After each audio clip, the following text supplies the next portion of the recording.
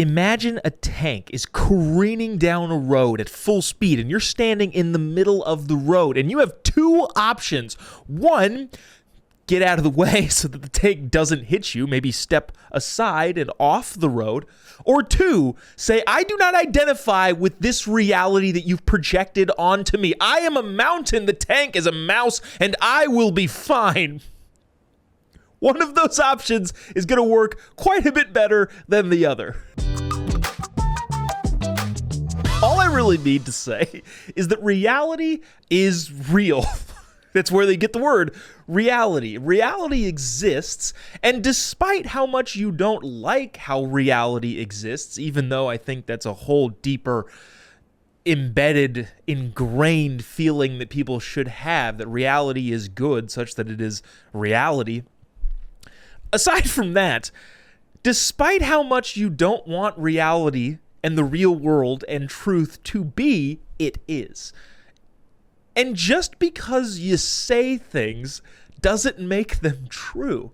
This is, I don't even know where this is. This is probably, I think, at a Kamala Harris rally where tenant media, good guys over there, ran into them at the RNC, decided to ask two girls, is just what it is, some questions about why they were supporting Kamala Harris. And their answers, I think their answers are a sign of a much bigger problem that we'll get into briefly. But first, watch this. All voting for Kamala Harris. I don't want to lose my rights. Like, I'm a trans man and I'm gay and I have been pregnant and I've had an abortion before and I don't want to lose that. I'm afraid of not being able to be myself anymore because from what I've heard, Trump's America doesn't want me to look like this. So that's why I'm here today and that's why I'm voting blue. What about you? Just for the record, nobody who cares about you wants you to do that. Whatever, being a trans pregnant man who's had an abortion. Nobody who wants what's best for you wants that. It's not just Trump's America. It's like I said, reality, which again we'll get to in just a second, but listen to this other person's answer. I've also been pregnant and had an abortion before. I was a minor and it would have been dangerous for me to properly, it would have been dangerous for me to carry a baby with personal reasons and everything. I also, I'm very, alternative, and I feel like if Trump were to win, I wouldn't be able to express myself through my looks and everything, and wouldn't be able to have the piercings or the dyed hair or the tattoos that I want. I would be able to be myself, and my dad's very pro-Trump, and I'm just very Pro-Kamala. pro-Kamala. Yeah, I don't, it's just... Does that cause a divide at all? Yeah, it definitely does. He thinks that Kamala's going to ruin the country, but I think that Trump would do worse, a lot. Kamala is going to be good for the country. I don't think either one of these girls have any idea what they're talking about. I do appreciate the guy who's interviewing giving them the space to actually talk and not just immediately rebutting them. I don't know if he did in a longer form of this video, but yeah, I mean, it's on full display right there. First of all, I think just factually it's inaccurate. She says, well, I have an alternative look. Okay, I don't care. Nobody cares. Do whatever you want to do with your appearance. I mean, there are obviously some things that are going to be more beneficial to you than not, but you do you. That's the whole point of limited government. Nobody doesn't want you to look whatever way that you want to look. Now, obviously, there's some other life choices I'm sure this person makes that society as a whole would be like, yeah, maybe you don't necessarily do that. But that, I think, is beside the point. What I think the bigger problem here is this continued denial of reality. And I think that's a really deep, embedded problem that you have in a society that has lost the scope of a religious value system. And I understand that there's a big contingent of people that's like, well, politics and religion shouldn't mix.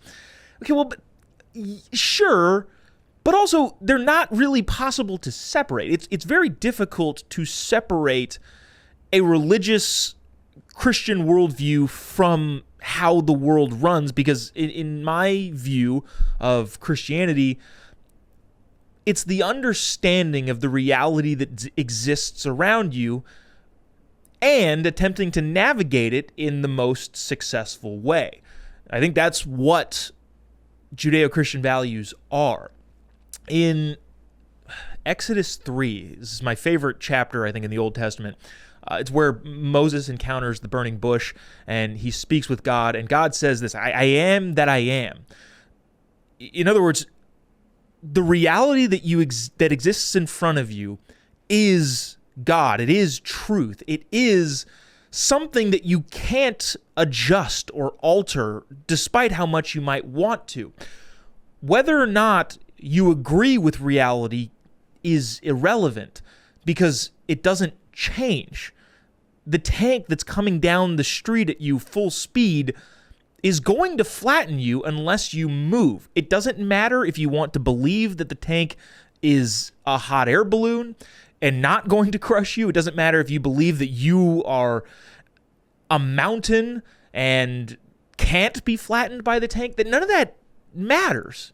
None of it matters that you think you're this or you think that you're that, like these two girls unfortunately believe, because the reality is it's just not true.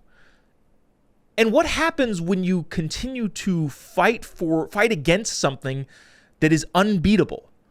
What happens when you try to go against the truth, reality, the real world in a way that makes you believe that you can change reality? Well, if you can't change it, you have to lie about it.